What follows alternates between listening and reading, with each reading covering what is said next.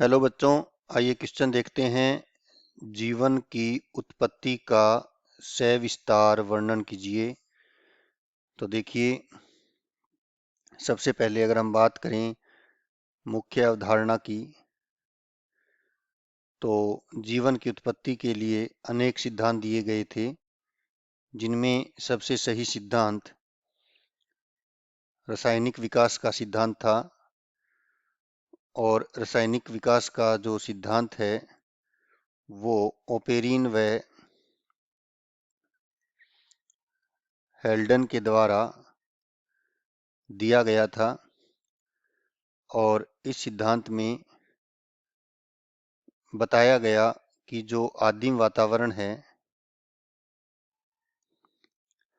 उस आदिम वातावरण में ऑक्सीजन जो थी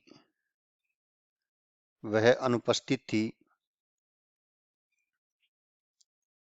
तथा वातावरण जो था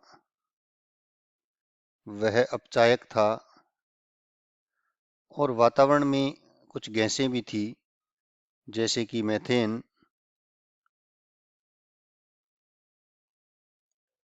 हाइड्रोजन, अमोनिया, तथा जो जल था वो जल वाष्प के रूप में था, क्योंकि अत्यधिक उच्च तापमान होने की वजह से सभी चीजें गैसीय अवस्था में थी। और उनसे फिर जो सरल कार्बनिक पदार्थ बने, और ये जो सरल कार्बनिक पदार्थ थे उनसे हम कह सकते हैं कि जटिल कार्बनिक पदार्थ का निर्माण हुआ। और ये जटिल कार्बनिक पदार्थ आदिम कोशिका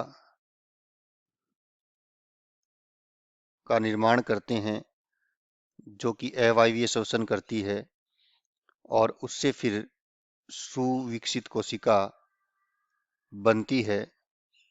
और यह सुविकसित जो कोशिका थी, उनसे समय के साथ जटिल जीवों का निर्माण हुआ था।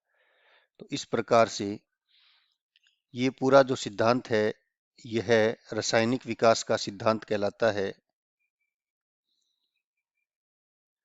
जबकि जो सरल जीव थे उनसे जो विकास होता है उसे हम जैविक उद्विकास कहते हैं।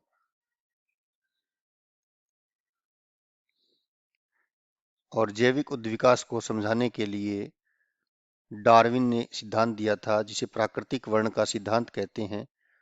आशा करता हूं आपको ये प्रश्न समझ में आया है। धन्यवाद।